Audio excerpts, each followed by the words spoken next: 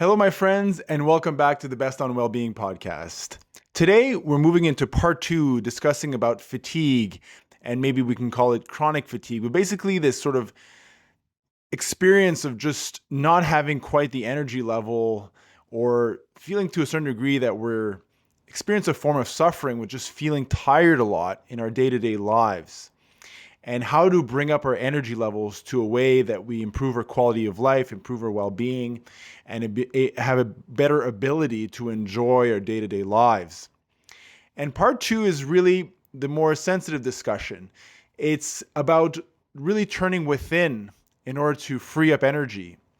It's really about the hard work of how to look at ourselves in a very honest and authentic way.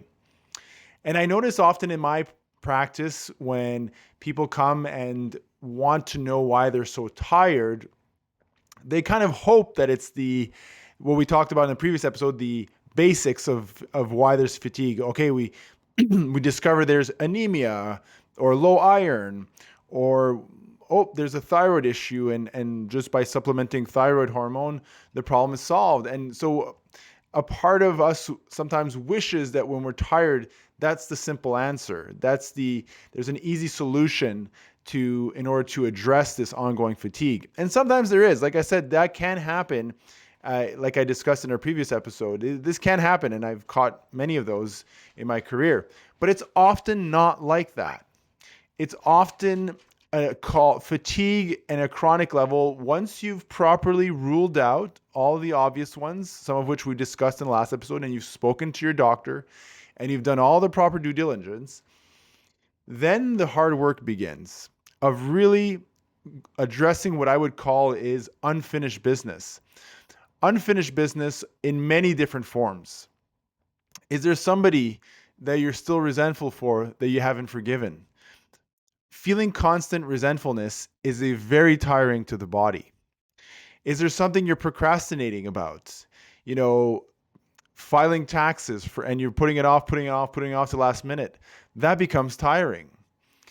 Um, is there a phone call that you haven't been made that you should be, somebody you should have been calling back that you haven't called back? All these little things can really accumulate in terms of making us more heavy-hearted and make it more difficult to feel energized in our day-to-day lives. Is there an activity that maybe doesn't suit your life anymore? Are is there something meaningful in your life that you want to start doing but you're not doing yet?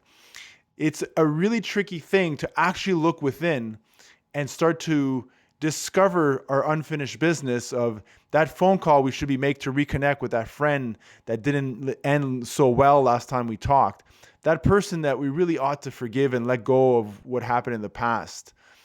Though that item that we've been putting off that we don't like to do, but we know we should be doing.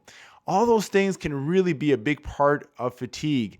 Now, again, it's a bit of a delicate dance in terms of explaining these things because I don't want to say that every person who's experiencing chronic fatigue is because they lack ability to forgive. It's never that black or white. But when we look through and we rule out most of the obvious physical reasons, like biological, physiological, or biochemical reasons why we might be having ongoing fatigue, then it's important to actually do a good inventory of ourselves from within.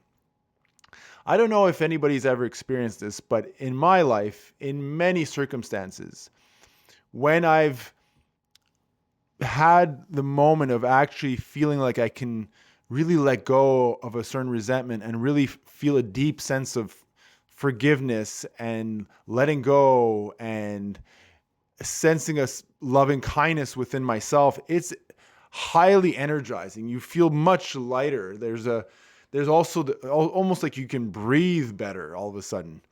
So learning to look at our own unfinished business within is also a big piece of our our journey towards having more energy in a day-to-day lives. And just general stress. Stress is very exhausting. And we've talked a few episodes in the early episodes about learning to take breaths and stop the blah, blah, blah. Stop the excessive rumination.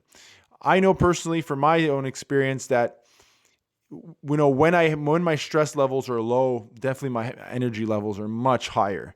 And sometimes I can even sleep less for some reason, whatever circumstances are that I slept less. But if my energy level is, my stress level is lower, I can sustain a much higher energy level for a longer time. But even if I had a good, I slept plenty last night, but there's this thing in my head that I'm just not dealing with properly, and I feel stressed and it's persisting and I'm not addressing it. I'm putting it off. My energy comes down. I'm tired. I feel more fatigued. So just all that to say that it's important to rule out all the obvious basics of the physical reasons, the physical body reasons why we have chronic fatigue. And once that's done properly, then the hard work begins of looking within in terms of our unfinished business, what we need to forgive, that thing we're procrastinating, that awkward phone call we need to make, that stressful pattern we're not addressing, learning to breathe with, more focus and attention, to learn to return to the present moment, all that stuff. It's day-to-day hard work, folks. I'm not saying it's easy, but it's certainly worth it for a journey towards higher well-being and more energy. I hope you have a good day, folks. We'll catch you next time.